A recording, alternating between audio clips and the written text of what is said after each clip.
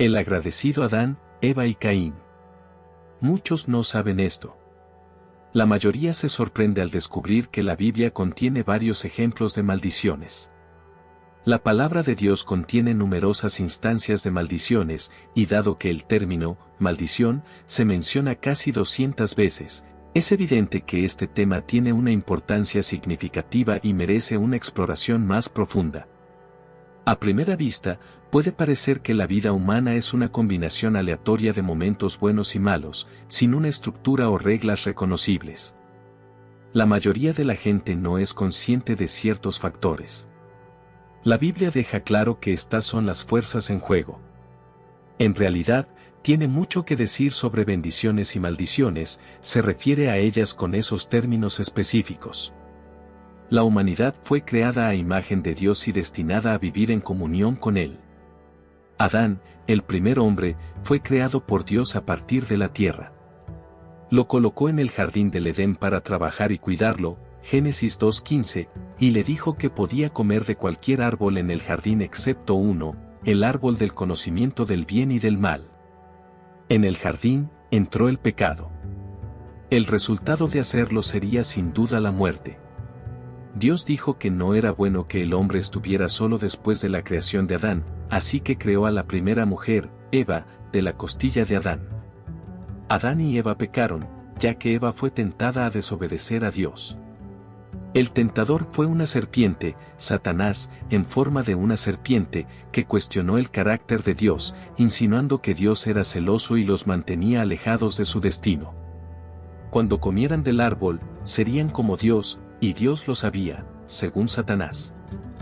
Así que Satanás les ofreció la promesa de la divinidad, conociendo el bien y el mal. Por supuesto, los resultados fueron decepcionantes y se sintieron incómodos con Dios, temerosos y escondiéndose de Él. Las promesas de Satanás nunca se cumplieron, desobedecer la palabra de Dios nunca conducirá a la sabiduría. En cambio, el temor del Señor es el principio de la sabiduría, Génesis 3:2. A la mujer, Dios le dijo, multiplicaré en gran medida tu dolor en el parto. En dolor darás a luz hijos, pero tu deseo y anhelo será para tu esposo, y él gobernará con autoridad sobre ti y será responsable de ti. Luego, a Adán, el Señor Dios le dijo, porque has escuchado atentamente la voz de tu esposa y has comido el fruto del árbol del cual te comandé diciendo, no comerás de él, la tierra ahora está bajo maldición por tu causa. En dolor y aflicción comerás su fruto todos los días de tu vida. Tanto espinas como cardos crecerán para ti, y comerás las plantas del campo. Con el sudor de tu rostro comerás pan hasta que regreses al suelo del cual fuiste tomado, porque eres polvo y al polvo volverás. Así que mucho por las ambiciones de la divinidad. El hombre puede intentar ser como Dios, pero es polvo.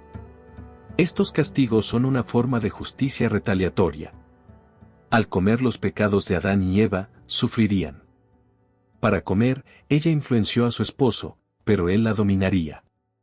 La serpiente aniquiló a la raza humana y será aniquilada de nuevo. Dios también hizo provisiones generosas.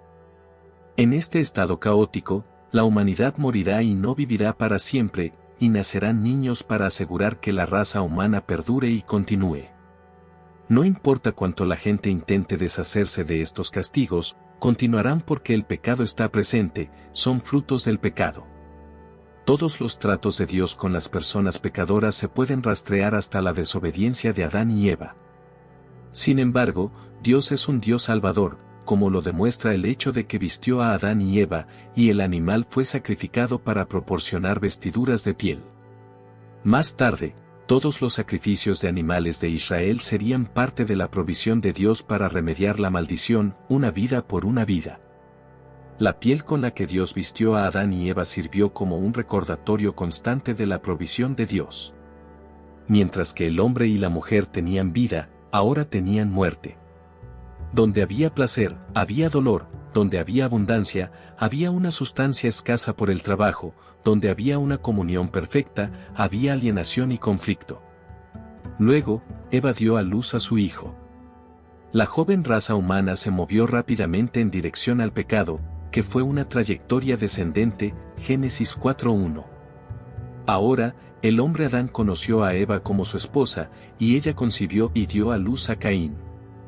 Y ella dijo, he obtenido un hombre, un niño, un hijo, con la ayuda del Señor. El significado del nombre Caín se puede interpretar como, lo tengo, o, aquí está. Es probable que Eva creyera que Caín era la semilla que Dios le había prometido, el libertador que vendría de Eva después de que Dios maldijera a la serpiente. Eva puede haber creído que sostenía en sus brazos al Mesías, aquel que salvaría al mundo entero. Pero en realidad, estaba sosteniendo a un asesino en sus brazos, Génesis 4, 2-5. Y más tarde, ella dio a luz a su hermano, Abel. Ahora, Abel cuidaba de los rebaños de ovejas y cabras, pero Caín cultivaba la tierra. Con el tiempo, Caín trajo al Señor una ofrenda de los frutos de la tierra. Pero Abel trajo una ofrenda de los mejores primogénitos de su rebaño y las porciones de grasa. Y el Señor tuvo respeto o consideración por Abel y su ofrenda, pero por Caín y su ofrenda no tuvo respeto. Así que Caín se volvió extremadamente enojado, indignado, y parecía molesto y hostil. Abel trajo una ofrenda de sangre, el primogénito de su rebaño, y Caín trajo una ofrenda de vegetación, los frutos de la tierra. Las ofrendas de grano eran aceptables ante Dios, como se ve en Levítico 2, aunque no servían como expiación por el pecado. Muchas personas tenían la impresión de que esta era la distinción principal entre sus sacrificios. Leemos que Caín estaba muy enojado, y su semblante cayó. No hay duda de que el orgullo fue la fuente de la ira de Caín. Era demasiado para él soportar que Dios aceptara a su hermano mientras él no lo hacía. Si la aceptación de Dios de la ofrenda se indicaba porque era consumida por el fuego, incluso es posible que esta información fuera ampliamente conocida. La epidemia del pecado rápidamente empeoró. Caín ahora cometió los pecados relativamente sofisticados del orgullo espiritual e hipocresía. El nacimiento de Abel y la ofrenda de Caín y Abel, Génesis 4, 6-7. Y el Señor dijo a Caín, ¿por qué estás tan enojado y por qué pareces molesto? Si haces el bien, creyéndome y haciendo lo que es aceptable y placentero para mí, ¿no serás aceptado? Y si no haces el bien, pero ignoras mis instrucciones, el pecado está al acecho en tus puertas. Su deseo es por ti, para dominarte, pero debes dominarlo. Dios ya conocía la respuesta a la pregunta que le hizo a Caín, pero quería que Caín lo descubriera por sí mismo para que pudiera luchar contra los impulsos violentos y enojados dentro de él. Leemos, si no haces el bien, el pecado yace a la puerta. A Caín se le dio una advertencia de Dios sobre el potencial destructivo del pecado. Caín tenía una opción, podía abstenerse del pecado y ser bendecido, o ceder al pecado y ser consumido por él. La joven raza humana se movió rápidamente en dirección al pecado, que era una trayectoria descendente. Ahora, el Redentor esperado resultó ser un asesino, y el segundo hijo fue la víctima del asesinato, Génesis 4:9. Entonces, el Señor dijo a Caín, ¿dónde está Abel, tu hermano? Y él mintió, diciendo, no sé. ¿Acaso soy el guardián de mi hermano? Dios conocía la respuesta a esta pregunta, y le preguntó a Caín porque quería darle la oportunidad de confesar su pecado y comenzar a hacer lo correcto después de hacer lo incorrecto. El intento de Caín de engañar a Dios fue completamente inútil, fue una completa locura por su parte creer que Dios no estaba al tanto del paradero de Abel o que podía ocultar su pecado de alguna manera. La furia asesina de Caín fue inspirada puramente por la envidia espiritual. Judas 11 advierte sobre el camino de Caín, que es la incredulidad, la religión vacía que lleva a la envidia, la persecución de los verdaderamente piadosos y la ira asesina, Génesis 4, 10-12. El Señor dijo, ¿qué has hecho? La voz de la sangre inocente de tu hermano clama a mí desde la tierra por justicia. Y ahora estás maldito de la tierra, que ha abierto su boca para recibir la sangre derramada de tu hermano. Cuando cultives la tierra, ya no te dará su fuerza, resistirá producir buenos cultivos para ti. Serás un fugitivo y un vagabundo, errando sin rumbo por la tierra en un exilio perpetuo sin un hogar, un desterrado degradado. Leemos, la voz de la sangre de tu hermano clama a mí desde la tierra. El concepto de que la sangre clama a Dios desde la tierra se menciona una y otra vez en libros posteriores de la Biblia. Números 35, 29-34 describe cómo la sangre de los asesinos no castigados contamina la tierra. La sangre de Abel hablaba, y hablaba de juicio, la sangre de Jesús habla solo de cosas mejores, de gracia y de que el pecado ha sido juzgado. La forma en que funcionan las bendiciones y maldiciones no es aleatoria ni difícil de predecir, por el contrario, ambas operan según leyes eternas e inmutables. Es una vez más a la Biblia a la que debemos recurrir para obtener una comprensión correcta de estas leyes. En Proverbios 26, 2, Salomón establece este principio sobre las maldiciones: la maldición sin causa no vendrá. Detrás de cada maldición hay una causa, Proverbios 26, 2. Como el gorrión en su vagabundeo, como la golondrina en su vuelo, así la maldición sin causa no se posa sobre el inocente. Si traer alimentos de la tierra sería difícil para Adán, sería imposible para Caín, un agricultor. Si Adán fue expulsado del Edén, Caín no encontraría lugar de descanso en toda la tierra. Leemos: mi castigo es mayor del que puedo soportar. Caín no se sentía mal por su pecado, sino solo por su castigo. A pesar de la gravedad del veredicto de Dios contra Caín, Dios no quería que Caín muriera a manos de otras personas. Como resultado, Dios marcó a Caín con una señal que lo identificaría y serviría como protección.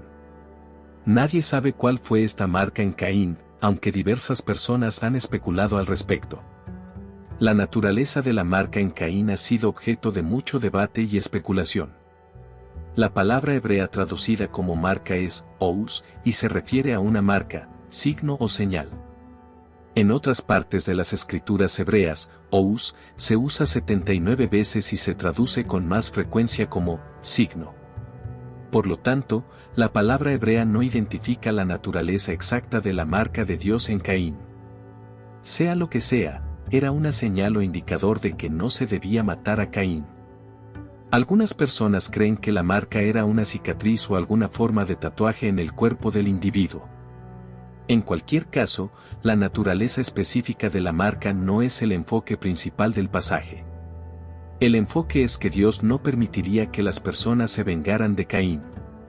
Sea cual sea la marca en Caín, cumplió su propósito. Así que Caín se alejó de la presencia manifiesta del Señor y vivió en la tierra de Nod, vagando en el exilio al este del Edén. Caín conoció a su esposa, una de los descendientes de Adán, y ella concibió y dio a luz a Enoc. Y Caín construyó una ciudad y la llamó Enoc, según el nombre de su hijo, Génesis 4, 16-17. La raza humana experimentó una rápida deterioración, que se puede describir como de evolución. A veces, las maldiciones pueden provenir de generaciones anteriores.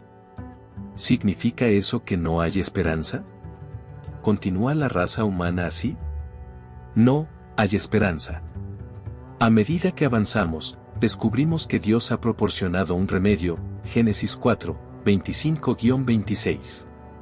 Adán conoció nuevamente a Eva como su esposa, y ella dio a luz a un hijo y lo llamó Set. Porque ella dijo: Dios me ha concedido otro hijo en lugar de Abel, a quien Caín mató. También a Set le nació un hijo, a quien llamó Enos, hombre mortal, humanidad. En ese mismo tiempo, las personas comenzaron a invocar el nombre del Señor en adoración a través de la oración, la alabanza y la acción de gracias. Las fuerzas que determinan la historia caen en dos categorías, visibles e invisibles. La historia está moldeada por cómo interactúan estos dos reinos. Si solo prestamos atención a las cosas que podemos ver y tocar, nos encontraremos con eventos y situaciones que solo podemos explicar o controlar parcialmente. En el reino visible se encuentran todos los objetos y eventos normales del universo material. Aunque los eventos a menudo no sigan el curso que desearíamos, nos sentimos cómodos en este reino. La conciencia de muchas personas no se extiende más allá de su entorno inmediato. Sin embargo, la Biblia abre la puerta a otro reino invisible, que no es material sino espiritual. Las fuerzas que operan en este reino ejercen una influencia continua y decisiva en los eventos en el dominio visible. En lo que respecta al reino visible, todas las cosas que son parte de él son transitorias e impermanentes. En contraste con la línea de Caín, Dios establece un nuevo árbol genealógico. Dios le dio a Eva un hijo llamado Set en lugar de Abel. Set ejemplificó el mismo tipo de adoración que su difunto hermano Abel, porque las personas comenzaron a invocar el nombre del Señor en conexión con Set. La forma de adoración de Caín, que es orgullosa, se centra en sí misma. La humilde forma de adoración, practicada por Abel y Set, clama a Dios. Judas 11, ay de ellos. Porque han seguido el camino rebelde de Caín y, por lucro, se lanzaron precipitadamente al error de Balaam y perecieron en la rebelión de Coré. No es sorprendente entonces que cuando Dios necesitaba un siervo obediente cientos de años después, eligió a Noé de la línea de Set. Te invito a explorar más relatos fascinantes y lecciones inspiradoras en nuestro canal. Suscríbete para no perderte futuros videos que explorarán profundamente las narrativas bíblicas, proporcionando perspectivas significativas para nuestras vidas modernas. Acompáñanos en este viaje de descubrimiento espiritual y crecimiento personal. Haz clic en el botón de suscripción y únete a nuestra comunidad. Esperamos verte en el próximo video.